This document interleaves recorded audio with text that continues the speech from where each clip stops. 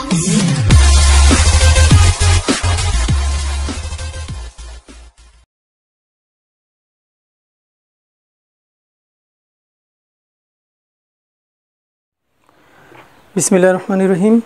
আসসালামু আলাইকুম প্রিয় শিক্ষার্থী বন্ধুরা, কেমন আছো? আশা করি আল্লাহর রহমতে অনেক ভালো আছো, আর আমিও আল্লাহর রহমতে তোমাদের দোয়ায় অনেক ভালো আছি। তো আজকের অনলাইন ক্লাসে তোমাদেরকে স্বাগতম জানিয়ে আমি শুরু করতেছি। আমি আগে আমার পরিচয়টা দিয়ে নিই। আমি হচ্ছি মোহাম্মদ কামরুজ্জামান ভূঁইয়া, সহকারী শিক্ষক, হযরত খাদিজাতুল কুবরা রাদিয়াল্লাহু দাখিল বালিকা মাদ্রাসা, একলাশপুর, বেগমগঞ্জ, নোয়াখালী। তো আজকে আমি যে ক্লাসটা নিয়ে আলোচনা করব সেটা হচ্ছে দাখিল ষষ্ঠ শ্রেণী, বিষয় হচ্ছে গণিত, আর যে পাঠ নিয়ে আলোচনা করব সেটা হচ্ছে 4.1। তো আমরা এর আগেও কিন্তু এই ষষ্ঠ শ্রেণীর গণিতের 4.1-এর উপরে দুইটা ক্লাস দিয়েছিলাম। তারই ধারাবাহিক আলোচনার মাধ্যমে আমরা এই 1 নংয়ের 7 নাম্বার থেকে বাকি যে কয়টা আছে 7, 8, 9, 10 এগুলোর ক্লাস নিয়ে এখন আলোচনা করব।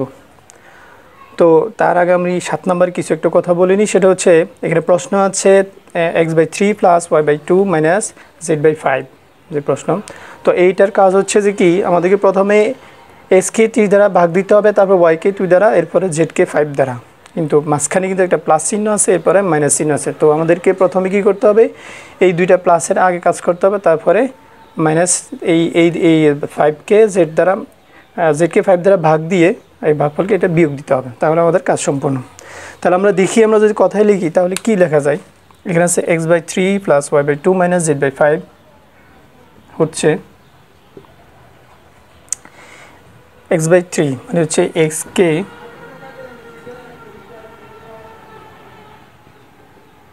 3 দ্বারা ভাগ, এবং এর হচ্ছে y-কে 2 দ্বারা ভাগ করে দেখি ভাগফলের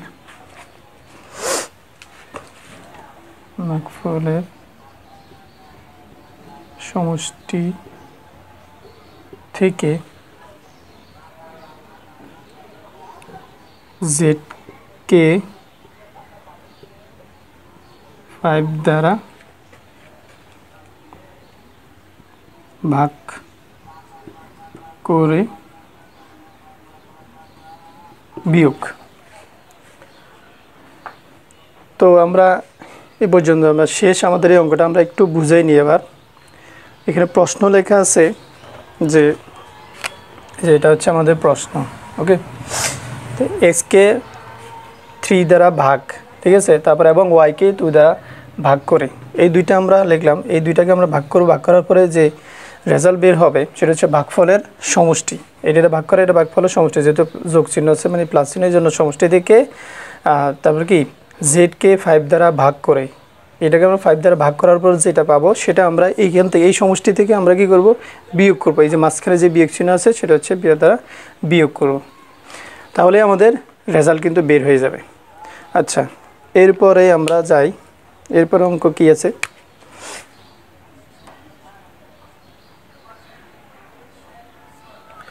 প্রশ্ন আছে 2x - 5y + 7z। তো আমরা প্রশ্ন লিখলাম। এখানে প্রশ্ন হচ্ছে, আমরা দেখি 2x - 5y + 7z, ওকে। তো এখানে আমরা প্রথমে কি করব, 2-কে x দ্বারা গুণ করব, এরপরে 5-কে y দ্বারা গুণ করব, এরপরে 7-কে আবার z দ্বারা গুণ করব। এখন গুণ করার সময় প্রথমে আমাদের কিন্তু বিয়োগের কাছে, তো এই 2x - 5y কাজটা শেষ করার পরে যে বিয়োগফলটা বের হবে, বিয়োগফলের সাথে আমরা কী করবো, যে এটা 7 গুণ আমরা যোগ করে দিব। তাহলে আমরা লিখতে পারি 2x - 5y + 7z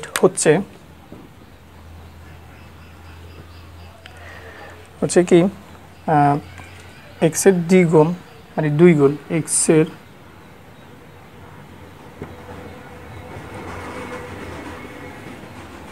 2 গুণ থেকে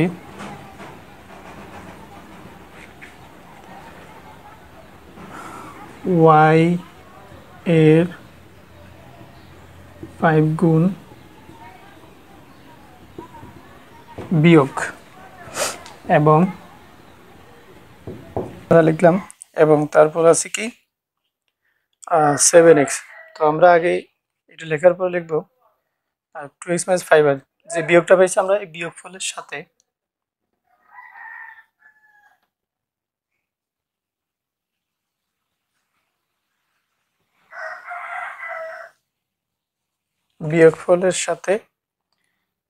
z এর 7 গুণ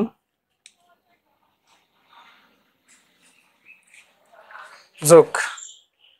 তো প্রিয় শিক্ষার্থীর মধ্যে আশা করি তোমরা এই দুটো অঙ্ক বুঝতে পারছো। তো আমি আবারও একটু বুঝে দিচ্ছি। তো এখানে লেখা ছিল 2x - 5y প্লাস 7z। তো প্রথমে আমাদেরকে কি করতে হয়েছে, এই 2x এর মান তারপর 5y এর মান, মানে এটা গুণ করার পরে এই দুইটার বিয়োগফল একটা বাইর করছি। বিয়োগফল বাইর করার পরে z দ্বারা 7 কে আমরা গুণ করছি। গুণ করার পর যে রেজাল্ট বাইর হয়েছে সেটা আমরা কি করলাম, এই বিয়োগফলের সাথে যোগ করে দিয়েছি। বাস এটাই, এতটুকুই কাজ, আর কোনো কাজ নেই। ঠিক আছে। তো আমরা এরপর আছে প্রশ্ন, আমরা একটু দেখি। আমরা এই দুইটা মুছে তারপর একটু লিখি। আচ্ছা, এরপর আছে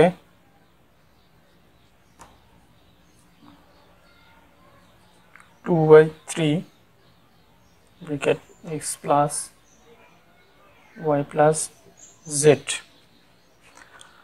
তো আমাদেরকে এখন কি করতে হবে, x plus y plus z যে সমষ্টি আছে এই সমষ্টিকে আমরা করব, তারপরে 2/3 দ্বারা আমরা গুণ করব। একদম সহজ। লিখি হচ্ছে x, y এবং z এর সমষ্টিকে 2/3 দ্বারা গুণ। আশা করি তোমরা বুঝতে পারছো। এটা x plus y plus z যেটা, এটা হচ্ছে সমষ্টি। এই সমষ্টির সাথে 2/3 দ্বারা গুণ করে দেবে, বাস এতটুকু করলেই বাস এই অঙ্ক শেষ। এরপর যেটা আছে সেটা হচ্ছে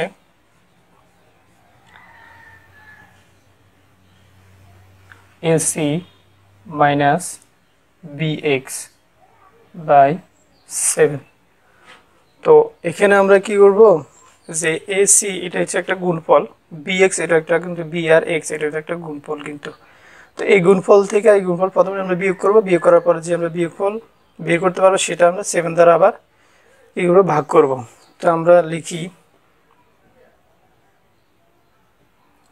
যে AOC এর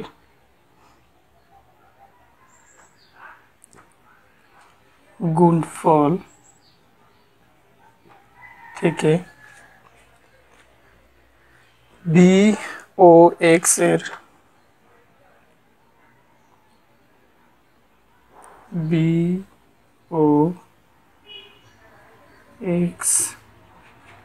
এর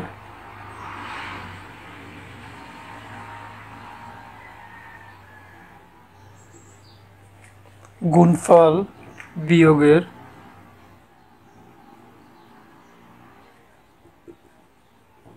পর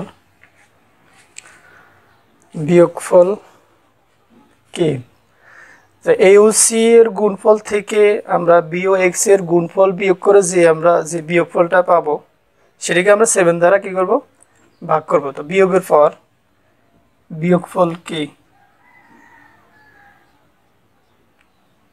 বিয়োগফল কে 7 দ্বারা ভাগ। ঠিক আছে। তো শিক্ষার্থী বন্ধু তোমরা আবার একটু খেয়াল করো, একটু জটিলতা থাকলো, একদম সহজ। আমরা প্রথমে কি করছি, আমরা AC এই দুইটা আমরা কি করলাম, গুণ করলাম। এখানে সামনে দিয়ে আমরা যে অঙ্ক করবো এগুলো প্রতিগুলো কিন্তু সবগুলোর মধ্যে মান থাকবে, এক একটা মান দেওয়া থাকবে। তো আমরা যদি এখানে এর মান যদি 2 থাকে, সি মান যদি 5 থাকে, কত হয়, 2 আর 5 গুণ করলে 10 হয়। এভাবে কিন্তু আমরা মান বের করে কিন্তু আমাদের অঙ্ক করতে হবে। তো এখন প্রতীকের মাধ্যমে কিন্তু আমরা অঙ্কগুলো করতেছি। তাহলে আমরা প্রথমে কি করলাম, AOC এর গুণফল বের করছি, তারপরে B আর X এর কি করলাম, গুণফল বের করলাম। করার পরে এওসি গুণফল থেকে বি আর এক্স এর গুণফল আমরা কি করছি, বিয়োগ করছি। যে আমরা এখানে লিখলাম এওসি এর গুণফল থেকে বি এক্স এর গুণফল বিয়োগের পর, মানে এই যে এখানে একটা রেজাল্ট বের হয়েছে, ঠিক আছে, বিয়োগের পর যে বিয়োগফল যেটা বের হয়েছে এইটা বিয়োগফল বের হলো। বিয়োগফল বের করার পরে 7 দ্বারা কি করছি আমরা ভাগ করছি, ভাগ দেওয়ার পরে যে রেজাল্ট বের হবে তখন এই অঙ্কের রেজাল্ট বের হয়ে যাবে। তো এটা হচ্ছে কথায় লেখারই। তো আশা করি প্রিয় শিক্ষার্থী বন্ধু তোমরা এই পুরোটা ক্লাস আজকে বুঝতে পেরেছো।